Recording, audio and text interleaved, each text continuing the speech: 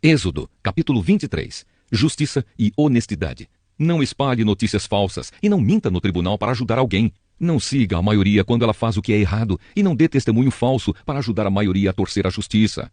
Não faça injustiça nem mesmo para favorecer o pobre. Se você vir o boi ou o jumento do seu inimigo andando perdido, leve-o de volta para ele. Se o jumento dele cair debaixo da carga, não o deixe ali, mas ajude o dono a pôr o animal de pé. Quando um pobre comparecer ao tribunal, não cometa injustiça contra ele. Não faça acusações falsas, nem condene à morte uma pessoa inocente, pois eu condenarei aquele que fizer essas coisas más. Não aceite dinheiro para torcer a justiça, pois esse dinheiro faz com que as pessoas fiquem cegas e não vejam o que é direito, prejudicando assim a causa daqueles que são inocentes. Não maltratem os estrangeiros que moram no meio de vocês. Vocês sabem como eles sofrem por serem estrangeiros, pois vocês foram estrangeiros no Egito. O 7º ano e o 7º dia. Durante 6 anos você semeará suas terras e colherá o que elas produzirem. Porém, no 7º ano, deixe que a terra descanse e não colha nada que crescer nela. Mas os pobres poderão comer o que crescer ali e os animais selvagens comerão o que sobrar. Faça isso também com as suas plantações de uvas e de azeitonas. Trabalhe 6 dias por semana, mas no 7º dia não faça nenhum trabalho para que os seus escravos, os seus animais e os estrangeiros que trabalham para você possam descansar. Deem atenção a tudo o que eu, o Senhor, tenho dito a vocês. Não façam orações a outros deuses, nem mesmo falem os nomes deles. As 3 grandes festas. 3 vezes por ano vocês comemorarão uma festa em minha honra. No mês de Abibe, o mês que vocês saíram do Egito, comemorem a festa dos pães sem fermento, como eu ordenei.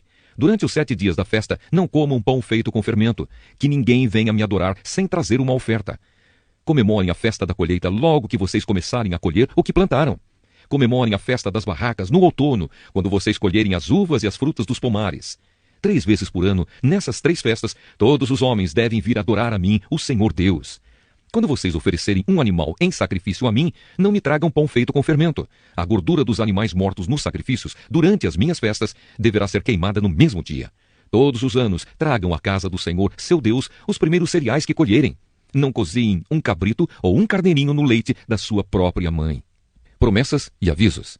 Eu enviarei um anjo adiante de vocês para protegê-los na viagem e para levá-los ao lugar que lhes preparei. Deem atenção e obedeçam ao anjo. Não se revoltem contra ele, pois ele age em meu nome e não perdoará revoltas. Se vocês lhe obedecerem e fizerem tudo o que ele mandar, eu lutarei contra todos os inimigos de vocês. O meu anjo irá adiante de vocês e os levará até a terra dos amorreus, dos heteus, dos perizeus, dos cananeus, dos heveus e dos jebuseus. E eu destruirei todos esses povos. Não se curvem diante dos deuses deles, nem os adorem, e não sigam os seus costumes religiosos. Destruam os deuses deles e quebrem as colunas do deus Baal. Se vocês adorarem a mim, o Senhor, seu Deus, eu os abençoarei, dando-lhes comida e água, e tirarei de vocês todas as doenças. Na terra de vocês, nenhuma mulher terá aborto, nem ficará sem ter filhos, e eu darei a vocês uma vida longa. Farei com que os povos que são contra vocês tenham medo de mim.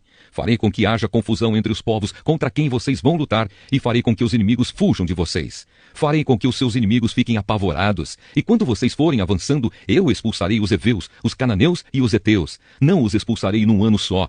Se eu fizesse isso, a terra ficaria deserta e os animais selvagens se tornariam numerosos demais, prejudicando vocês. Pelo contrário, eu expulsarei esses povos pouco a pouco, até que vocês se tornem mais numerosos e tomem posse da terra. Farei com que os limites da terra de vocês vão desde o Golfo de Acaba até o rio Eufrates e do Mar Mediterrâneo até o deserto. Eu lhes darei poder para dominarem os povos daquelas terras, e vocês irão avançando e os expulsando. Não façam nenhum acordo com eles, nem com seus deuses. Não deixem que esses povos vivam na terra de vocês. Se deixarem, eles farão com que vocês pequem contra mim. Se vocês adorarem os deuses deles, isso será uma armadilha mortal para vocês.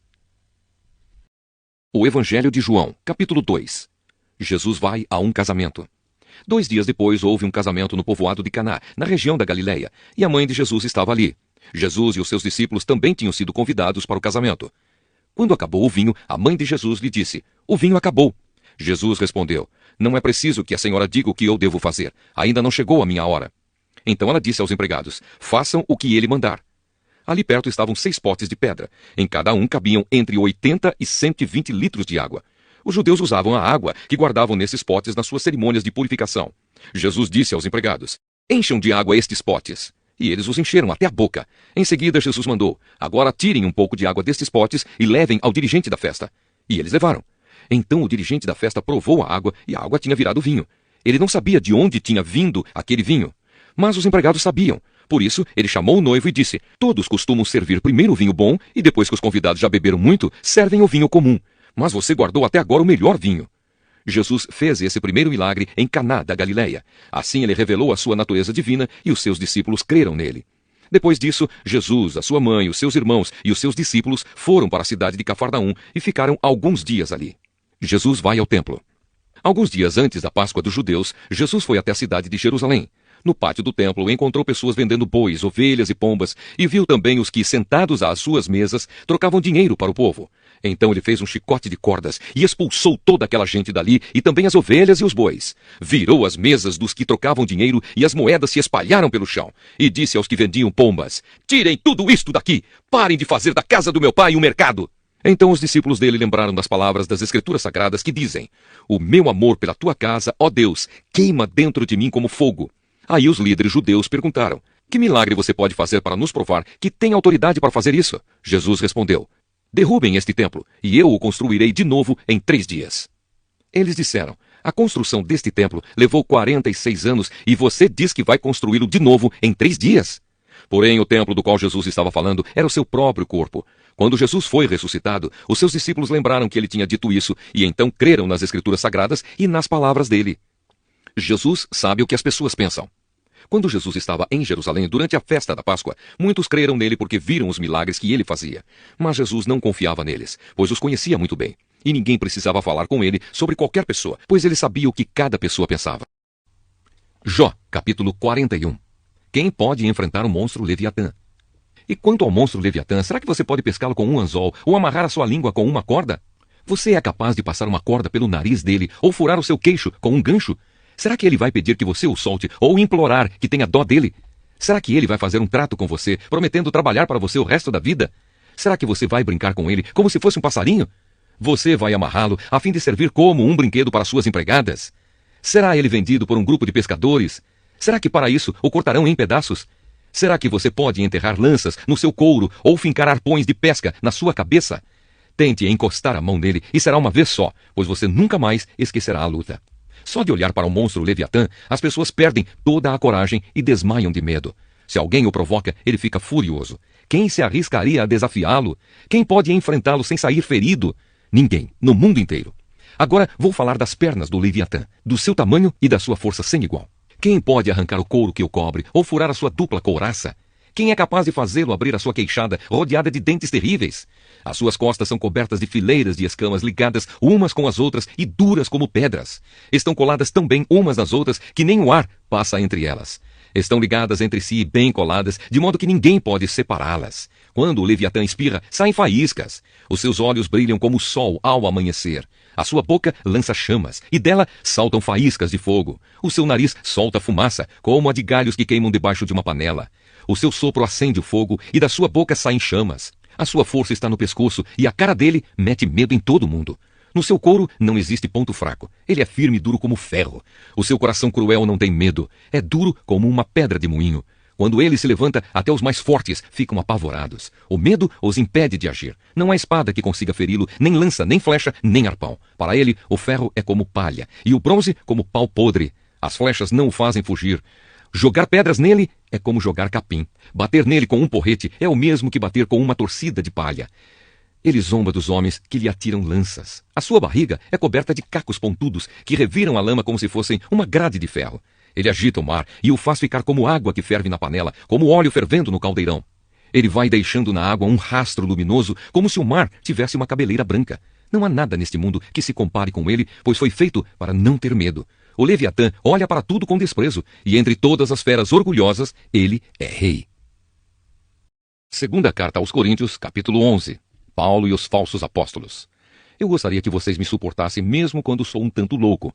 Por favor, me suportem. O mesmo zelo que Deus tem por vocês, eu também tenho, porque vocês são como uma virgem pura que eu prometi dar em casamento somente a um homem, que é Cristo.